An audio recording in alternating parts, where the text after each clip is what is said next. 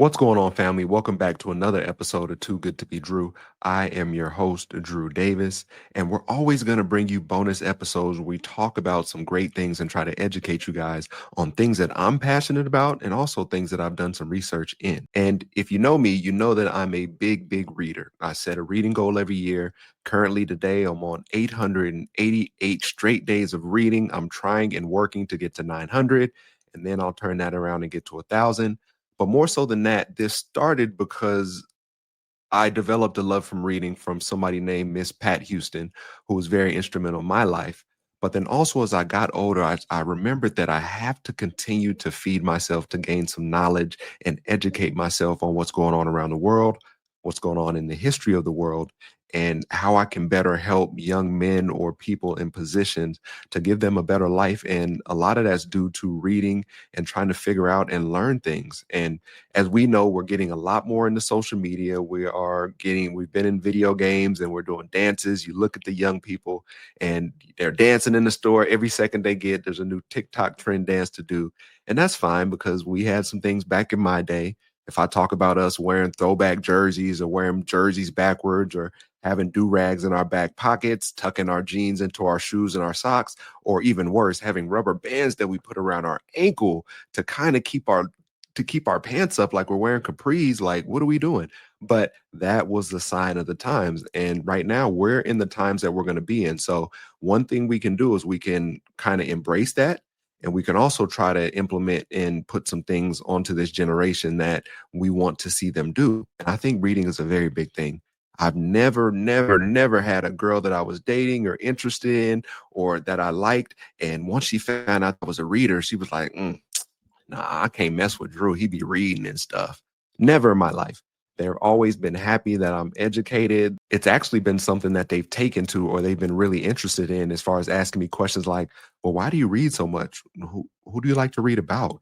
What kind of authors do you like? What genre of books do you dig into? Like, why? Like, why do you want to do this stuff? What makes you put your nose in a book? And that goes with girls that I've liked. And that also goes with young guys that I've mentored or players that I've been around. They see me reading a lot of books and they come with these questions, or it implies that I'm smart. I don't 100% know, but I think it's that I move differently, which brings a certain aspect to how people see you, I guess you can say so. And not to toot my horn, but that's just what past players have told me.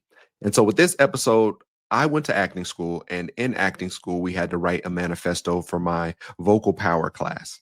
And for this vocal power class, so you either got put in this vocal power class or you got put in a musical where you were singing. And those that don't know, I can't sing a lick. I can carry a good tune. I could hum my butt off, but I cannot sing. Even though I think I can when I'm in the car with Erica Badu and she's hitting the note and I'm hitting the note, but her note sounds better than my note, but it's good because nobody outside of here ever has to hear these notes. I'm glad I got put in that vocal power class because we had to make a manifesto. And a manifesto is pretty much a proclamation on something you're very proud about. Now, a lot of the times we hear about the term manifesto and we think about people that have done, horrendous things in this country and left a manifesto for the government or for the police force to uncover for why they did what they did and their reasoning behind it, or just their last message before leaving this earth, I guess you can say. But the thing I liked about being in acting school and going through this manifesto was that it forced me to concentrate and to look into and to research some things that I was very passionate about. And I went through this phase of where I talked about mentoring, when I was figuring out what to write. I went through another phase where I was just thinking about sports and the things that we can get from playing sports, the other attributes and the skills and the characteristics that we kind of attribute to those. But at a certain time, I just kind of got stuck and went back to books and reading. It was something that kind of just kept circulating and popping back up. And then my penchant for words or for poetry also popped up, where I didn't want this to be something that was it's serious, but anybody that knows me, that knows my writing, I always try to put some funny stuff in there. I'm trying to be witty. I'm trying to be just funny. I'm trying to show a little bit of my personality while also showing you that I'm pretty freaking smart as well. And so I wanted to read my manifesto today. And my manifesto is called Growth and Development. I'm pretty sure this is the final draft. If it's not, I apologize. But, we build the plane as we fly sometimes. And sometimes there's just content that pops in my head And those of you that I talked about it before on previous episodes, that I try to get out of my head and just do stuff. And I hope you do that too. I try to get my clients to do that as a life and performance coach. A lot of times we're getting stuck in our head and we're getting paralysis by analysis. We're too busy looking at so many things that we never take action because we're afraid or we want it to be perfect. And I'm not perfect and nobody's perfect. Only one person walking this earth has been perfect.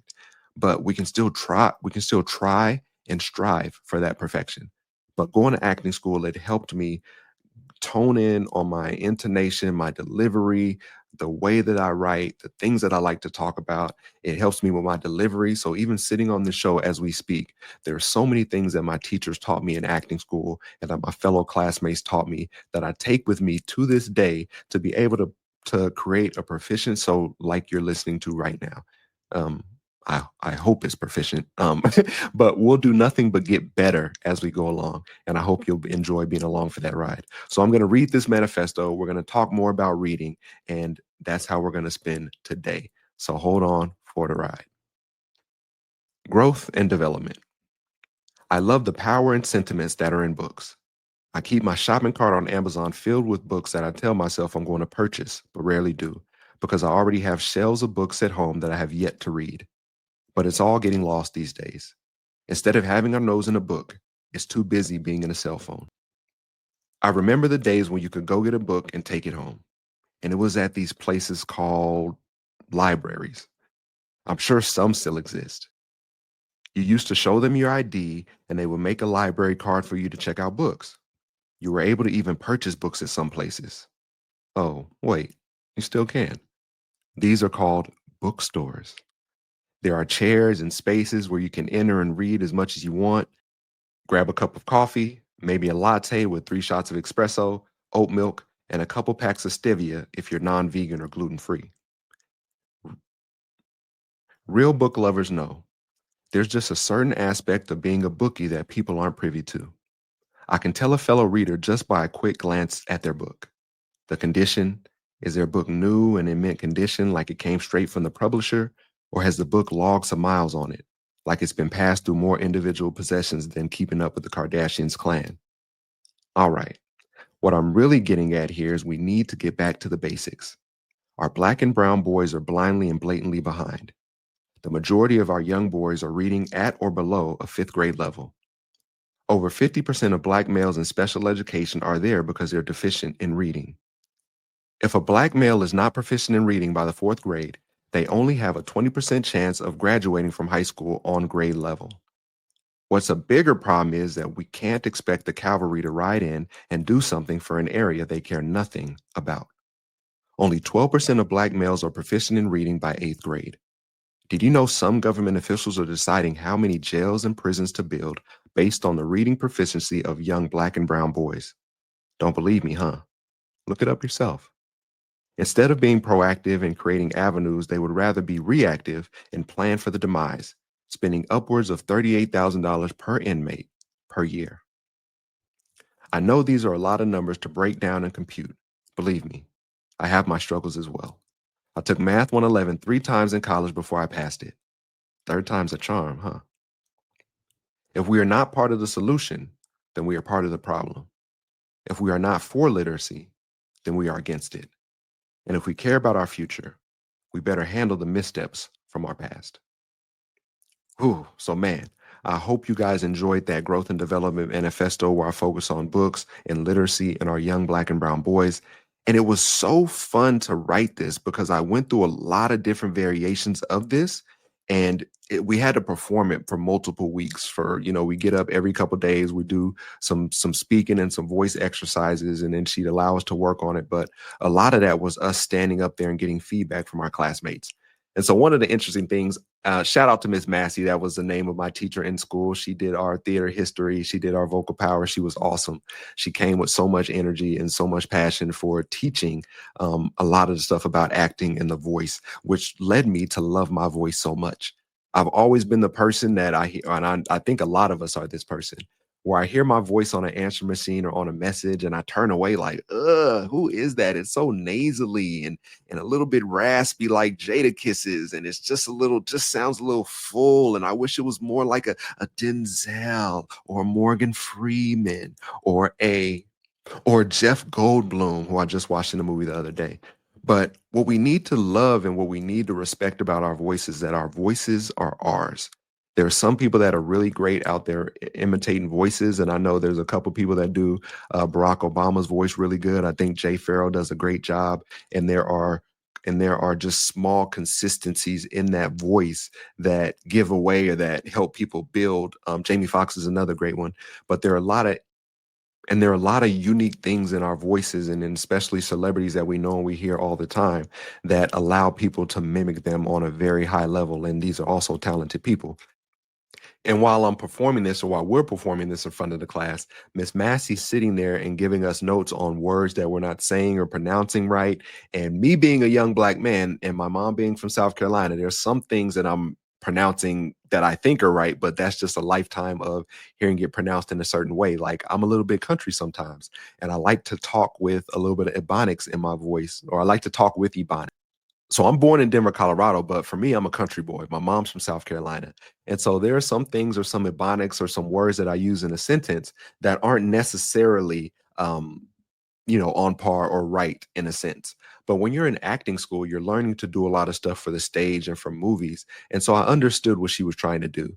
But it was so funny because up to then I pronounced it, and I know a lot of people do, they pronounce it as libraries when it's libraries. Like we forget that other R. And there was a lot of things that she brought up for me. And it was just funny because I say get instead of get, and maybe I might just be dropping my voice up and down and I'm still pronouncing it the same. But when she told me that, she's like, "You're pronouncing it get." And I'm like, "Yeah." And she's like, "It's pronounced get." And I'm like, "That's what I said." And she's like, "No, that's not what you said. You said get." I said, "No, I said get." She said, "No, you say get." I said, "Get." She said, "Say get." I said, "Get." She said, "Those are different." And I'm like, "All right, well, I'm just going to take the word out because to me, it sounds all the same." But that was one of the interesting things of acting school is that I had to challenge myself and push myself more to master this language or to really go through words and to practice the English language and to practice pronunciation, my consonants, my vowels, over enunciating, especially when you get on stage and in front of people, because people need to understand you. You can't swallow certain words. And so that's just a quick trip down the lane of acting school and a little bit of what I did. But I'm looking at this sheet of paper now and I'm in my good notes, and a lot of these things in here, a lot of the words she pronounced. So a lot of stuff in here I had to like circle as words that I'm maybe not pronouncing right or not spending time with. And there are a whole bunch of boxes on this on this sheet of paper, which is a whole lot of mistakes or corrections that I could make. And it was just fun being in this atmosphere to be able to create this for everyone. And as we talk about a lot of this stuff, like it's really real. And that's why when I worked at UCLA and I was in front of football players and in front of young black men all the time, I always carried a book with me. I always carried a book with me because I wanted to let them know. It was for me, but it was also to let them know like it's cool to be like this. It's cool to be smart. If you're a reader, it's cool to carry around a book and read it at training table or on the bus or on the airplane to and from a game. Like this stuff is cool, and find something or an author that you really like and you really enjoy and dig into it 100%. Get to know them, get to fall in love with the characters. Reading for me opened up a lot of windows and just a lot of opportunity to think critically and to think past the world that we live in, which is pretty black and white. There's no real gray area. But when you're reading fiction, it allows you to escape. It allows you to go to another planet. It allows you to wash away your worries from the day and to be able to enjoy this story that's not real, but somebody did such a good job writing it that as you read it, you're like, hold on, I gotta read another page. Wait, wait, wait, wait, wait. I was gonna stop after that chapter, but I'm hold on. I'm gonna stay up for about 15 more minutes and see what happens next. The people that are authors and are writers have great talents for what they do. And one day I hope that I can write a book. I'm going to start practicing soon and just opening a page and writing. But it's one of the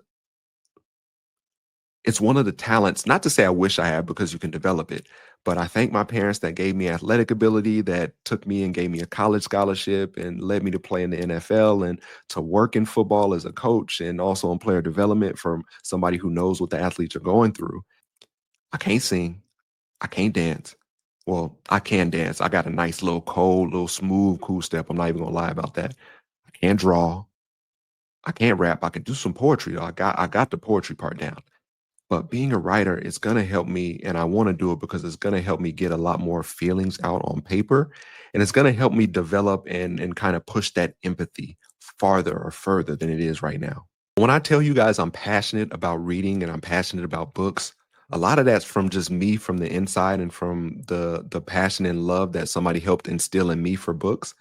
But a lot of that's to help other people find it as well, to help people get out in the world and live and create these same stories in their real life. Not to just read all these books about love, but to go out and find love, to go out and create your own story where you meet somebody in a supermarket and she drops an orange and you pick it up and hand it to her and you make eye contact. And for the first time in your life, you had love at the very first sight. Stuff like that. See, look, somebody told me I'm a great storyteller. So that's all I'm trying to do for y'all. I'm trying to build up and I'm trying to create and I'm trying to make stories. But I implore everyone to keep pushing other people to read. Keep pushing other people to live outside the box that they're in. Keep pushing other people to challenge them to do more than they did yesterday and to do more tomorrow than they will do today. That's what I want to do. That's what I've been put on this earth for. Reading isn't sexy. It's not the sexy thing. If you get around other people that read, it's pretty sexy. But all the stuff I post on Instagram and it doesn't get that much like or traction or comments, but I know what I'm doing. There are certain people that see it, but I also do it for the people that you cannot see. For the people that look at me and see a 6'2", 215-pound black man, handsome with a beard, with short waves, with glasses. A lot of the times I get mistaken as a professor or a teacher. But for people to look at that, for young black boys to look at that and to look at it and say, hey, that seems cool. Hey, he's making it look very good.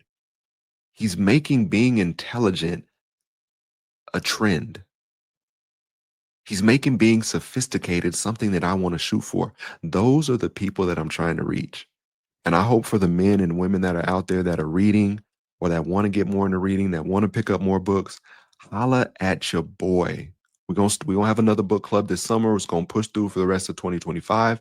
But I'm gonna provide the space, but I just need y'all to show up. I need y'all to pass the word. I need y'all to get the word out. Well, like Stringer Bell said, put the word out. We back up. Ha! You know what I'm talking about? Thank you for listening to this manifesto. I hope you learned some significant information and some resources that are in there that you can go double check and triple check and make sure they're true. But look no further than the reading scores of today that we're already looking at, where they've been plummeting for the last 10 or 15 years. And COVID hasn't made that any better. So I got some nieces and I got some nephews, and I want them to grow up and live in a world where they can create their own thoughts, where they can think critically, where they can have sympathy and empathy for others in situations that people are going through. But more so, I just want them to be smart. I want them to take the world by storm. I want people to say, yo, what do you do in your free time? I need to get more like you. You know, black people, we always say, hey, I'm trying to get more like you. Where it's fun to be intelligent and have these soothing and respectful conversations where we can talk and communicate in a way where we're listening to other people and we're also being able to form our thoughts to be able to respond. Where we know we might not be able to get somebody to change their mind on a certain thing, but after they leave us, they're going to think a little bit more about it. We're not going to change people's mind right there in the moment. We have so much pushback these days. But what we can do is we can provide a space where people feel comfortable to be heard and to talk and to communicate. And that's one thing I aim to do. So thank you for listening to my manifesto. This is another bonus episode where sometimes we just come in and I just talk about whatever the hell I want to talk about. And a lot of the time that's reading, sometimes relationships, sometimes it's coaching, sometimes it's a certain situation that I've been through. But nonetheless, I'm stopping in here to communicate and to continue to push the envelope to get people to read, to challenge people to be different, to go after what you've been wanting to go after for a while, to continue losing that weight, to continue to show up in the gym, to continue to show up and get up early and work 2 jobs just so you can go to school at night and have money to pay for that. Whatever it is that you're chasing after, I want to support you in that. And I want to make sure you get there because I had so much support and people pushing me to get to where I wanted to get to. It's only right that I pay it forward to people that want to get paid. Once again, this is Drew Davis signing off. You've listened to another episode of Too Good to Be Drew. Send your questions in. Oh, there's a link in the bio. Click on that. Contact Drew. It'll take you to a page. It'll allow you to submit a question. Right now, send the question. I have about 5 or 10 questions that I'm going to get to here in the next couple episodes, but do not be afraid. Do not be scared. Do not be bashful. Send in these questions. If you're thinking right now, do I have a question to send in to Drew? You most likely do. Send in the question so I can get you an answer, give you a little bit of coaching on it. And hopefully we can start a relationship where you send in questions all the time and I can start getting you information and coaching on the back end for you to use it in real time. Once again, I'm Drew Davis.